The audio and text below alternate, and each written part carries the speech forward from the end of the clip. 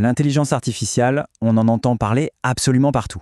Mais pour une marque, attention, ça peut être le meilleur allié ou alors le pire des ennemis.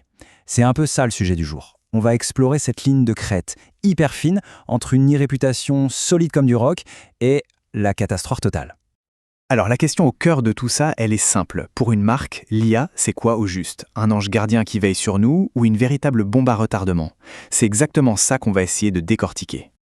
Et voilà, en gros tout le paradoxe. D'un côté, on a l'IA en mode ange gardien. Elle peut protéger, optimiser, même anticiper les problèmes. Parfait.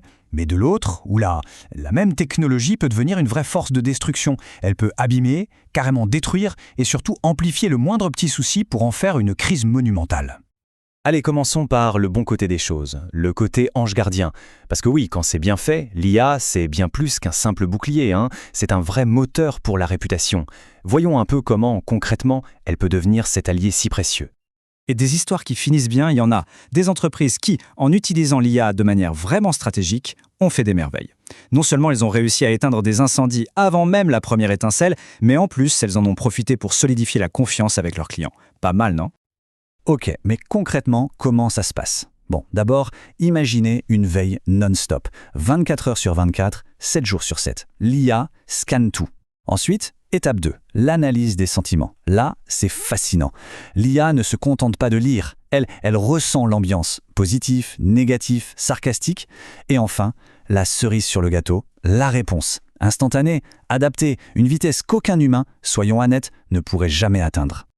C'est super tout ça, on est d'accord. Mais alors, la question qui fâche, si cette IA peut être un gardien aussi puissant, comment est-ce qu'elle peut se transformer en cette fameuse bombe à retardement? C'est quoi le grain de sable qui fait tout dérailler?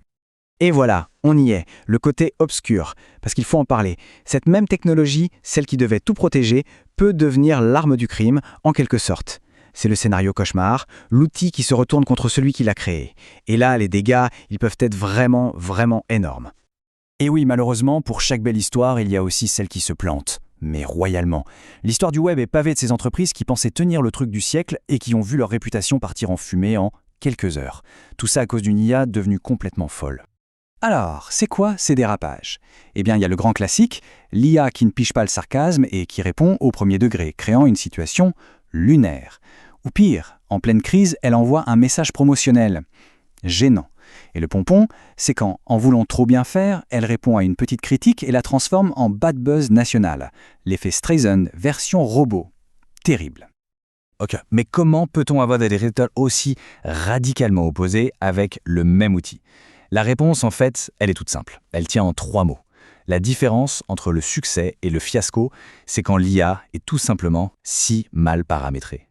Et là, on touche au cœur du problème. Ce n'est pas la faute de l'IA. Jamais. C'est juste un outil hyper puissant, certes. Pensez à un scalpel. Dans les mains d'un chirurgien, il sauve des vies. Dans d'autres mains, c'est une autre histoire. Eh bien pour l'IA, c'est exactement ça. La personne derrière, le paramétrage, c'est ça qui fait toute la différence. Ce qui nous amène à une idée super importante, la frontière décisive. C'est cette ligne, parce qu'invisible, entre le succès total et le désastre complet. Et le truc à retenir, c'est que cette frontière, elle n'est pas technologique. Non, elle est humaine. C'est là et seulement là que tout se joue. Alors c'est quoi cette fameuse frontière décisive? C'est le point de bascule. C'est le moment où la stratégie humaine, l'intelligence humaine prend les commandes.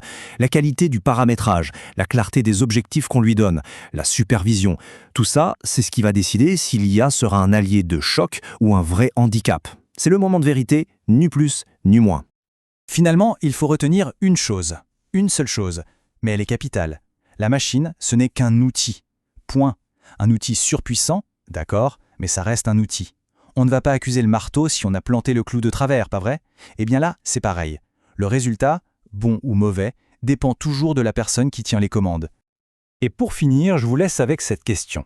Si on part du principe que l'IA est juste un miroir qui reflète nos instructions, nos stratégies et au fond nos valeurs, alors la vraie question c'est qu'est-ce qu'on veut lui faire refléter? L'intelligence, l'empathie ou juste une froide efficacité? La réponse, elle nous appartient.